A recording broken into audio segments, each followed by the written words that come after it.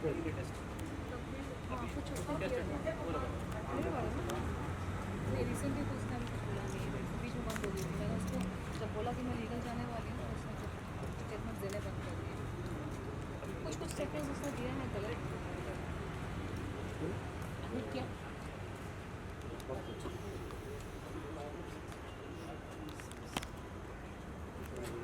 चलो चलो bye bye आ जाए मैम यहाँ पे आइए मैम साइड में आ जाओ इधर थोड़ा साइड।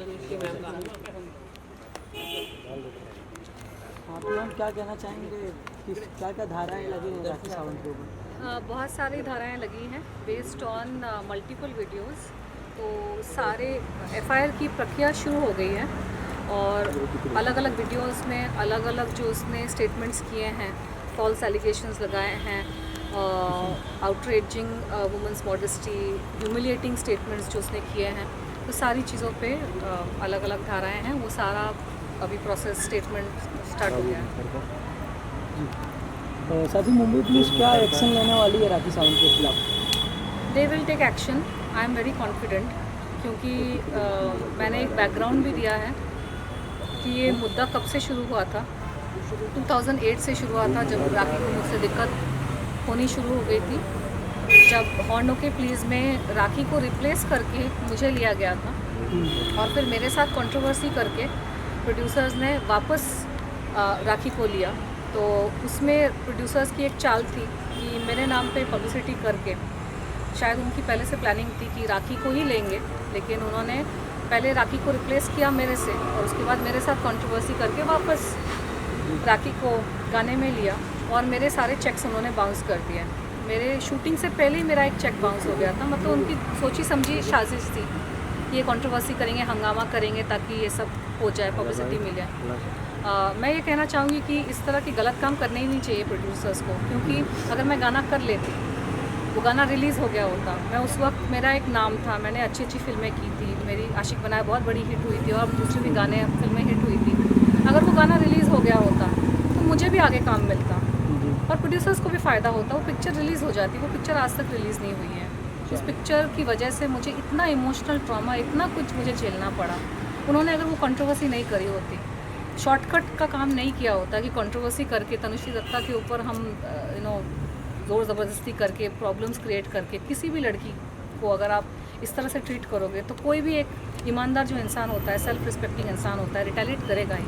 आप किसी को परेशान कर रहे हो वो चुपचाप कैसे कोई कुछ चीज़ें ना सहनशीलता के बाहर होती हैं और कुछ आदमी ऐसे होते हैं जिनकी हरकतें आप नहीं झेल सकते और नाना पाटेकर की रेपुटेशन हमेशा से ऐसी रही है उसकी एक सिर्फ मैं नहीं बहुत सारी हीरोइंस के साथ उसके प्रॉब्लम्स हुए हैं बहुत सारी एक्ट्रेसेस ने इंटरव्यूज़ में कुछ ना कुछ उसके बारे में बोला है और उसने अपनी छवि बनाई है कि मैं बहुत अच्छा इंसान हूँ क्योंकि मैं समाज सेवा करता हूँ कोई प्रूफ नहीं है समाज सेवा का सिर्फ प्रेस कॉन्फ्रेंसेस है कि समाज सेवा करते हैं आप प्रूफ दिखा के आप बोलिए कि आपने सच में क्या समाज सेवा की है। और दूसरी चीज़ अच्छा आदमी वो होता है जो अपने परिवार के साथ रहे हीरोइनों के साथ लिंकअप करके हीरोइनों के साथ अफेयर करने अच्छा आदमी के लक्षण नहीं होते हैं। ये बात दुनिया को पता है ये बात पूरी मीडिया में फैली हुई है कि नाना पाटेकर के अपने खुद के फैमिली के साथ संबंध ठीक नहीं है वो अपनी खुद की बीवी और बेटे के साथ नहीं रहते उसने अपने बेटे को भी इंडस्ट्री में कोई सपोर्ट नहीं दिया है। अच्छा आदमी के लक्षण वो होते हैं जो अपनी बीवी के साथ एक ही बीवी के साथ जिससे उसने शादी की है वो शादी निभाए बीवी बेवा की जैसे रह रही है और हीरोइनों के साथ अफेयर्स की खबरें हर जगह आर्टिकल आप निकालोगे ऑनलाइन तो ये हीरोइन वो अच्छे आदमी के लक्षण नहीं है। तो जो पब्लिक में उसने अपनी इमेज बनाई है कि मैं अच्छा आदमी हूँ और ये तनुश्री दत्ता मेरे पे एलिगेशंस लगा रही है वो सरासर झूठ है। अच्छा आदमी अपने परिवार के साथ रहता है अपने बेटे बेटियों के लिए वो जान तक देने को राज़ी रहता है। इंडस्ट्री के जो हीरो है प्रोड्यूसर है वो अपने बेटों के लिए बेटियों के लिए क्या कुछ नहीं करते हैं और इसने अपने बेटे के लिए क्या किया है। अच्छा आदमी की डेफिनेशन वो होती है तो इसके आसपास और इसका तो नाना पाटेकर का भाई मन्या सुर्वे था सबको पता है मुंबई का बहुत ही खतरनाक गैंगस्टर मन्या सुर्वे। ये बात मुझे रिसेंटली पता चली 2-2.5 साल से मेरे ऊपर अजीब अजीब चीज़ें हो रही थी असैसिनेशन अटैम्प्ट हुआ मेरी गाड़ी के ब्रेक फेल किए गए एक्सीडेंट हुआ मेरे खाने में क्या मिला कि पता नहीं क्या करने की कोशिश हो रही थी। मुझे समझ ही नहीं आ रहा था मेरे साथ हो क्या रहा है 2018 के बाद, खासकर जब मैंने वो प्रेस कॉन्फ्रेंस में सवाल पूछे नाम फाउंडेशन के ऊपर कि ये फाउंडेशन करती क्या है। इसके नाम पे तो डंका बजता है ना, नाना पाटेकर समाज सेवा करते हैं। कौन सी समाज सेवा की है? गांव को अडॉप्ट किया, उस गांव में जाके देखिए अडॉप्शन में क्या हुआ है। मैं सवाल को, संविधान ने दिया है हर किसी को हक। जिस संस्था को टैक्स फ्री स्टेटस का ओहदा मिला है कि NGOs वगैरह पे टैक्स नहीं लगता, उन पे स्क्रूटनी भी नहीं होती, NGOs पे इंक्वायरी नहीं होती कि आपके पैसे कहाँ से आ रहे हैं, कितना आप खर्च कर रहे हो। तो एक संविधान ने एक सिटीजन को तो हक दिया है सवाल पूछने का कि आप इतने पैसे आप ले रहे हो तो कहाँ खर्च हो रहे हैं, आप प्रूफ दिखाइए। किसी गांव में ऑफिस खोल के रखा है नाम फाउंडेशन का, मुंबई में भी होता है तो कोई जाके ऑफिस में पूछ सकता है कि आप अपना काम दिखाइए। मैंने सवाल पूछा, उसके बाद मेरे ऊपर ये सारी घटनाएँ घटनी शुरू हो गई। तो अच्छा आदमी वो नहीं होता जो डंके की चोट पर सीना ठोक के बोले कि अरे मन्या सुर्वे तो मेरा भाई था। नाना पाटेकर की यूट्यूब में वीडियोस है जिसने उसने एक गैंगस्टर के साथ अपने खुद के रिलेशंस एक्सेप्ट किए हैं। तो ये अच्छे आदमी होने के लक्षण है। अच्छे आदमी होने के लक्षण क्या ये है कि आप अपनी बीवी को छोड़कर हीरोइनों के साथ आपके अफेयर और लिंकअप की खबरें आती हैं। अच्छा आदमी होने के क्या ये लक्षण है कि आप अपने बेटे को आप इंडस्ट्री में खड़ा नहीं कर पाए हैं, आपके पास इतना पैसा है, इतना पॉलिटिशियंस के साथ उठना बैठना है आपका, आप खुद ही बोल रहे हैं कि आपका इतना बड़ा नाम है, हालांकि पिक्चर पिट जाती है आपकी सारी। हॉर्न के प्लीज़ पिक्चर डब्बे में बंद थी 2.5 साल तक, उसी की वजह से मुझे हायर किया गया था। रिसेंटली वैक्सीन वार आई, ऐसी बुरी तरह से रिसेंटली पिटी है। पहली बात तो उसका बजट 10 करोड़ भी था कि नहीं मुझे नहीं पता, लेकिन अगर 10 करोड़ भी था, 10 करोड़ की पिक्चर 10 करोड़ रिकवर नहीं कर पाई तो काहे के बड़े स्टार, काहे के बड़े आदमी। आप इतना हवा आप दिखा रहे हो ये दिखाने के लिए कि तनुश्री दत्ता बहुत छोटी है। मैं ठीक है, मैं छोटी हूँ लेकिन मैं ईमानदार हूँ। मैं अपने आप को बहुत बड़ा संत महात्मा दिखाने की कोशिश नहीं करी हूँ। मैंने अपने आप को, अपने परिवार को खड़ा किया है। मैं अपने परिवार के लिए कमिटेड रही, उनको खड़ा करके ही मैं अपना संन्यास जो भी मैं कर रही हूँ। आपने क्या किया अपने परिवार के लिए? अच्छा इंसान होने के लक्षण वही है कि अरे बाहर की आप चैरिटी क्या कर रहे हो, इस गांव को अडॉप्ट किया। अरे आपके घर में चैरिटी बिगिंस एट होम। अपने घर के लोगों के लिए आपने क्या किया है और गांव में किया भी है कि नहीं किसी को नहीं पता। ये किया वो किया, किसने, ढूंढो जाके सच में किया है कि नहीं। और सवाल पूछने पर मेरे पर ये सारे अत्याचार शुरू हो गए, एक्सीडेंट हो गया, क्या कुछ नहीं हुआ। तो पब्लिक को ये जानने की बहुत ज़्यादा ज़रूरत है। ये मीडिया के ज़माने में कोई कुछ भी बोल सकता है। अच्छा आदमी लड़कियों पे हमला नहीं करवाता। जैसे कि आपने मन्या सुर्वे का नाम लिया, कोई धमकी वगैरह आ रही है आपको गैंगस्टर से? मुझे ऐसे नाम लेकर तो कोई धमकियाँ नहीं आई, लेकिन पिछले 2.5 साल में मेरे साथ ऐसी अजीब अजीब घटनाएं घटी है कि आप मतलब और 2 घंटे निकल जाएंगे इस सब। तो मैं ब्रीफ में, बहुत ही संक्षिप्त में, मैं इंडिविजुअल इंटरव्यूज़ में इसका वर्णन कर सकती हूँ। लेकिन उज्जैन में 2 बार मेरे ऑटो जो वेटिंग में था उसके ब्रेक और क्लच फेल किए गए। एक बार मेरा एक्सीडेंट हो गया बहुत बुरी तरीके से, बहुत खून बहा। एक मेड को मेरे घर पे मैंने रखा था जो कुछ उसके अजीब से कॉन्टैक्ट्स थे, बहुत सारे झूठ वूठ बोल के आई थी। उसने मेरे खाने पानी में कुछ मिला दी थी जिसकी वजह से मेरी तबीयत बहुत मतलब मरने जैसी हालत हो गई थी। वो एक घटना घटी। फिर एक बार मुझे किसी जगह पे धोखे से ले जाने की कोशिश की गई और वहाँ ले जाके मेरे साथ पता नहीं क्या करते हैं, लेकिन वो मैं समझ गई कि सेटअप है, सुपारी है, तो मैं वहाँ से हट के निकल गई। सारी चीज़ें, अलग अलग फ़ोन कॉल्स आना, धोखे से मुझे इम्पर्सनेशन करके मुझे फंसाने की कोशिश करना, मुझे पागल प्रूफ करने की कोशिश करना, कमेंट्स करके, वीडियोस बना के, आर्टिकल्स छपवा के कि ये, क्योंकि मैं अध्यात्म से जुड़ी हूँ तो मेरी जीवन शैली नॉर्मल इंसान से अलग है। जो अध्यात्म से जुड़ा है उसका मार्ग ही अलग है। मैं मीडिया में इसलिए हूँ क्योंकि मैं यहाँ पे कल्याण करना चाहती हूँ और मीडिया मेरा फील्ड है।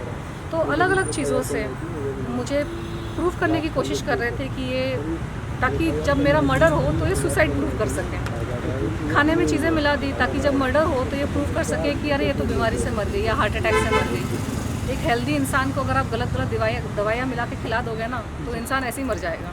तो ये सारी चीज़ें मेरे साथ हुई, लेकिन भगवान है ना, वो इन शैतानों से कहीं बड़ा है। और जिसने भगवान ने डिसाइड करके रखा है कि ये तो ज़िंदा रहेगी तो कोई मेरा कुछ बिगाड़ नहीं सकता। तो अब अब मैं एक्शन, एक तो मुद्दा शुरू हुआ है राखी का, वो उसी मुद्दे से कनेक्टेड है क्योंकि मीटू मूवमेंट के टाइम पे राखी दर्ज हो गया है ना राखी सावंत के ऊपर। वही प्रक्रिया चल रही है, वही प्रक्रिया चल रही है। अच्छा मैम, फाइनली मैम आप मानती हैं कि जो भी जितने भी अटैक्स हुए आप पे, जो भी आरोप लगाया है, जैसे कि आर्टिकल्स की बात करें तो सभी नाना पाटेकर के थ्रू कराए गए, तो कहीं ना कहीं उन्हीं का नाम आ रहा है आपके? मेरे और तो कोई दुश्मन है नहीं, मैं वैसी तो हूँ नहीं राखी सावंत के जैसे कि हर साल किसी नए इंसान को लेकर उस पर एलिगेशन लगाना शुरू कर दूँ। मुझ में उतना संयम है और क्लैरिटी है। मैंने इतनी सारी पिक्चरें की। कभी आप लोगों ने सुना कि मेरे किसी सेट पे झगड़े हुए हैं? कभी आप लोगों ने सुना कि किसी हीरो के साथ मेरी फ़ाइट हुई या किसी हीरोइन के साथ मेरी फ़ाइट हुई? मैंने 16 फिल्में करी हैं, मेरी फिल्में हिट गई हैं। मैंने 5 साल मैंने जम के काम किया। मैंने हंड्रेड्स ऑफ स्टेज शोज़ किए हैं, मैंने इवेंट्स किए, ब्रांड्स का काम किया। कभी आपने सुना कि कहीं मेरी झड़प हुई, मेरी कहीं फ़ाइट हुई? मुझे जहाँ पे जिससे साथ तकलीफ़ हुई, मैं तो उसी मुद्दे पे आज भी अड़ी हूँ। मैं हर रोज़ हर साल नए नए लोगों के ऊपर एलिगेशन तो लगाती नहीं हूँ। मैं ईमानदारी से काम करती हूँ चुपचाप। जिन लोगों ने मेरे साथ काम किया है, अच्छे से काम किया, आप उनको जाकर पूछो मेरी रेपुटेशन कितनी अच्छी है। इस नाना पाटेकर ने, इस राखी सावंत ने मेरी रेपुटेशन की धज्जियाँ उड़ा दी ना। मुझे यहाँ काम चैन से काम करने दिया।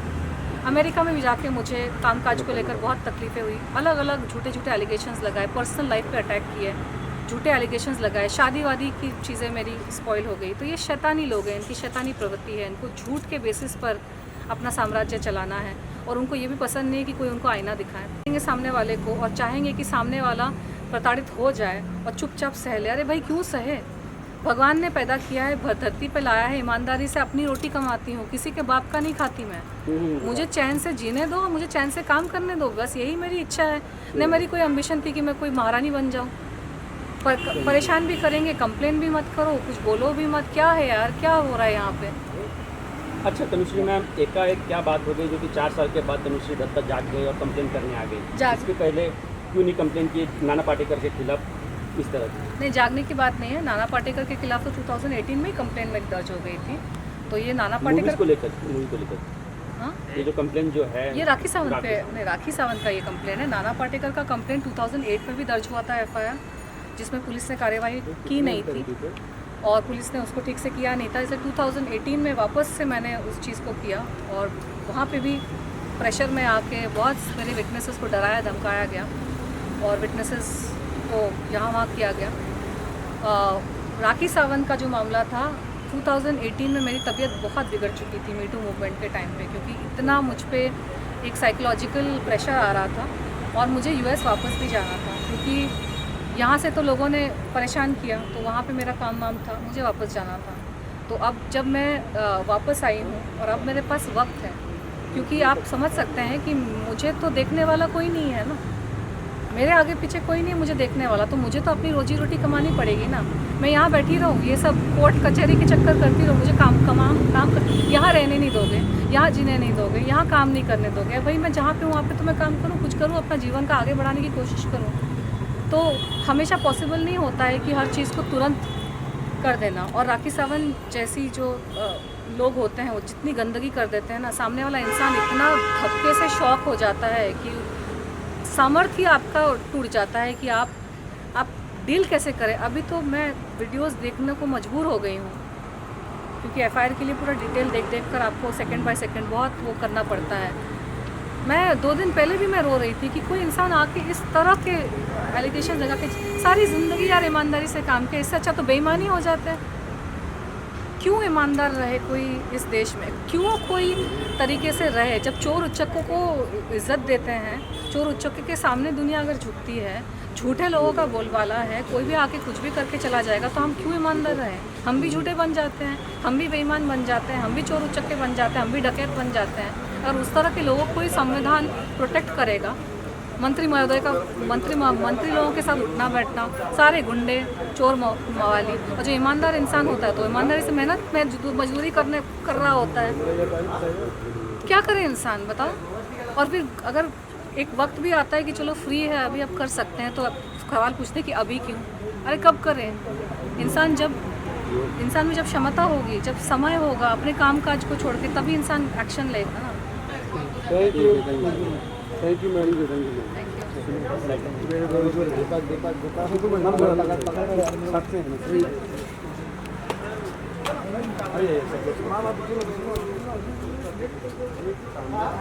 एक और चीज़ है, 2018 में मेरे ऊपर इतना प्रेशर था ना, साइकोलॉजिकल प्रेशर, सारी चीज़ों का प्रेशर, इतना बड़ा मूवमेंट हो रहा था, मुझे उस वक्त राखी से नहीं भिड़ना था। आप वीडियोस को देखो, इतना उसने गंद मचाया है, उसकी अग्रेशन जो है ना, मैं मैच नहीं कर सकती। मुझ में वैसी वाली अग्रेशन है ही नहीं। मैंने तो प्रेस कॉन्फ्रेंस में पूछा भी था, कौन सा घोड़ा पीती है बहन, मेरे को बता दें। इतना लड़ने की जो उसमें अग्रेशन है, हर रोज़ तो ओशिवारा पुलिस थाने में आके उसके कितने उसके हर साल हस्बैंड को जेल भिजवाना, ये कैसे करती है? मैं कैसे compete करूं यार ऐसे लोगों के साथ? ये जो शैतानी और जो दैत्य वाली जो शक्तियां हैं ना, मुझे शायद थोड़ी और कुछ साधना करनी पड़ेगी इन लोगों से लड़ने के लिए, शक्ति प्राप्त करने के लिए। मैं अभी कुछ दिन पहले भगवान से बोल रही थी कि अब मुझे ना शक्ति दो, लड़ने के लिए शक्ति दो। मैं थक जाती हूँ। मैं हफ्ते भर पहले मैंने प्रेस कॉन्फ्रेंसेस किए, इंटरव्यूज़ किए। मैं पिछले एक हफ्ता पूरा मैं थकी हुई थी, बीमार हो गई थी, थोड़ा सा उठ नहीं पा रही थी, ज़्यादा शक्ति नहीं थी। मैंने अपना कुछ किया, अपनी साधना शुरू की। अब थोड़ा सा एनर्जी आया है, FIR करना है तो ये मैं कर रही हूँ। ये प्रक्रिया इसकी है, करनी पड़ेगी। और मैं चाहती हूँ कि इस तरह के लोगों को पब्लिक तोल देना बंद कर दे, क्योंकि पब्लिक इनको जाने देती है, इनकी कॉमेडी में आ जाती है, लेकिन कॉमेडी की आड़ में आप किसी की ज़िंदगी ख़राब कर रहे हो, ये सही नहीं है। इंसान इंसानियत छोड़ देगा, अपनी ईमानदारी छोड़ देगा जब यंग जनरेशन देखेगी ना कि इस तरह के लोग कुछ भी करके निकल जाते हैं, ये सही नहीं है। अच्छा, क्या कंप्लेंट्स में क्या चार्जेस लगेंगे? देखिए, तनुश्री जी के बारे में मीडिया में, न्यूज़ चैनल में जो बोला गया है, उनके बारे में अभद्र भाषा में जो अश्लील जो वक्तव्य किया गया है, उसके बारे में हमने शिकायत दर्ज की है। उसकी अभी सब प्रक्रिया चालू है। अभी हम सारा डिटेल अभी डिस्क्लोज नहीं कर सकते, क्या हो रहा है, क्या नहीं हो रहा है। सारे वीडियोज़ वगैरह हमने आज जमा किए, उसका पंचनामा हो चुका है वीडियोज़ का, और वो सारे वीडियोज़ हमने पुलिस स्टेशन में जमा किए हैं और ये प्रक्रिया चालू है, अभी जारी है, कल तक जारी रहेगी। और कल आपको इसके बारे में फाइनल जो FIR के बारे में कल आपको जानकारी मिल जाएगी। चलो, थैंक यू। मैं एक बात कहना चाहती हूँ, बहुत सारे लोग ना मेरे पे एलिगेशन लगाते हैं, मीडिया पब्लिसिटी। राजा भाई, मेरा करियर इतना अच्छा चल रहा था ना 2008 इंसिडेंट के पहले, कि मुझे कोई मीडिया पब्लिसिटी की ज़रूरत नहीं थी। ये शैतानी लोग आके हम जैसे लोगों को परेशान करते हैं अपनी मीडिया पब्लिसिटी करने के लिए, फिर हम पे उल्टा एलिगेशन लगाते, उल्टा चोर कोतवाल को डांटे कि आप कर रहे हो पब्लिसिटी के लिए। किसी इंसान को क्या हक नहीं है अपनी हक की लड़ाई लड़ने का? आप कुछ भी मुझे बोल के चले जाओगे, आप कैसे भी मेरे साथ बर्ताव करके चले जाओगे, मैं रिटेलिएट नहीं कर सकती हूँ। और जब कोई रिटेलिएट करेगा तो उस पर उल्टा एलिगेशन लगाओ कि मीडिया पब्लिसिटी। मुझे ज़रूरत है मीडिया पब्लिसिटी की। मैं अगर काम कर लूँगी ना, स्क्रीन पे आ जाऊँगी, वो 10,000 कंट्रोवर्सीज के ज़्यादा उससे मुझे पब्लिसिटी मिलेगी। अगर वो हॉर्नो के पीस का गाना उन्होंने मुझे शूट करने दिया होता सुकून से, शांति से, बिना परेशान किए हुए, उस गाने से मुझे ज़्यादा पब्लिसिटी मिलती, उस गाने से मुझे आगे भी काम मिलता। तो क्या कोई इंसान अपने ऊपर ये सारी अत्याचार होने देगा? पब्लिसिटी क्या? राखी सावंत और मेरा स्तर बहुत अलग है। मुझे लीड रोल्स मिल रहे थे, मुझे गाने मेरे हिट थे, मुझे काम मिला, मैं मिस इंडिया हूँ। मुझे नहीं ज़रूरत है सड़क पे आके पब्लिसिटी की। मेरी एनर्जी नहीं होती है ये सब कोर्ट कचहरी ये सब करने के लिए, लेकिन करना पड़ रहा है अपने हक के लिए। क्योंकि आज इस राखी सावंत को अगर मैंने छोड़ दिया ना, तो सबको लगेगा कि अरे तनुश्री तो ईजी टारगेट है, उसको आप कुछ भी करके निकल जाओगे। थोड़ी परेशानी तो होनी चाहिए सामने वाले को, अगर आपने मुझे परेशान किया है, क्योंकि मुझे तो और भी जीना है ना, और भी काम करना है, और कुछ करना है, करना पड़ता है अपने आप को बचाने के लिए। आपको लड़ना पड़ता है। मुझे लड़ना बिल्कुल पसंद नहीं है, मैं बचपन से वैसी हूँ। मुझे लड़ना पसंद नहीं है, मुझे जोर आवाज़ में बात करना पसंद नहीं है, तू मैं पसंद नहीं है। लेकिन इन शैतानों ने, इन महिषासुरों ने मुझे फोर्स कर दिया है कि मैं लड़ूं।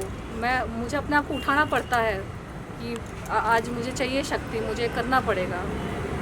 आप नहीं समझ रहे, पब्लिसिटी का कुछ है ही नहीं, और पब्लिक को बताना ज़रूरी है। पब्लिक को ना बताए तो लोगों को लगेगा कुछ नहीं कर रही है।